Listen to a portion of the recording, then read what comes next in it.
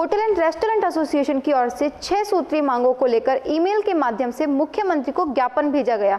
Hotel and restaurant association के जिला अध्यक्ष पवन खंडेलवाल ने बताया कि कोरोना के कारण होटल एंड रेस्टोरेंट व्यवसाय पिछले 1.5 साल से आर्थिक रूप से टूट चुके हैं। होटल एंड रेस्टोरेंट पर ग्राहक 7 बजे बाद ही आते हैं, लेकिन सरकार ने बंद करने का समय शाम को 7 बजे तक किया हुआ है, जिससे शाम को कस्टमर नहीं आ पाते हैं। ऐसी स्थिति में होटल एंड रेस्टोरेंट व्यवसायियों को भारी आर्थिक नुकसान झेलना पड़ रहा है। होटल एंड रेस्टोरेंट का समय 10 बजे तक करना चाहिए, साथ ही 100 तक कैपेसिटी के साथ परमिशन देनी चाहिए। साथ ही बिजली के बिलों में भी उद्योगों का दर्जा देते हुए छूट दी जानी चाहिए।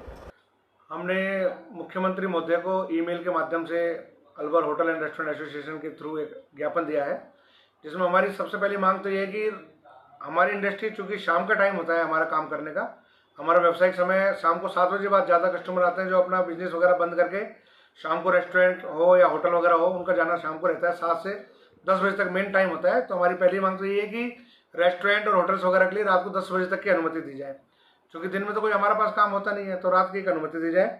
इसके साथ ही हमने कहा है कि जो जितने भी शादी विवाह समारोह जो हो रहे हैं, इनकी भी जो गवर्नमेंट ने 40 लोगों की परमिशन दी है, उससे बिल्कुल भी हमारे लोगों के खर्चे भी नहीं मीट आउट होते। इसकी मिनिमम अनुमति 100 आदमियों की होनी चाहिए, और उसमें विवाह समारोह के अलावा अन्य सामाजिक समारोह या और मीटिंग्स वगैरह की भी अनुमति हमको दी जानी चाहिए। साथ में जितने भी हमारे टैक्स जो लग रहे हैं होटल एसोसिएशन में, आपको पता है पिछले 1.5 साल से सबसे ज़्यादा मार हमारी इंडस्ट्री को पड़ी है। तो हम चाहते हैं सरकार से कि जो भी हमारे को लाइसेंस वगैरह, रिन्यूएबल लाइसेंस वगैरह हैं, उनको अगले 10 सालों तक के हमको उसमें माफ़ की जाए कि जो भी चार्जेस वगैरह लगते हैं बिना चार्ज लिए ही उनको रिन्यूअल किया जाए।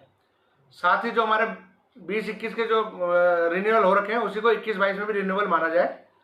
इसके साथ ही एक हमारी बड़ी दुर्दशा ये है कि हमारी होटल इंडस्ट्री को एक इंडस्ट्री में लिया गया है, लेकिन इंडस्ट्री में लेने के बाद इसके इंडस्ट्री कोई बेनिफिट नहीं मिल रहे।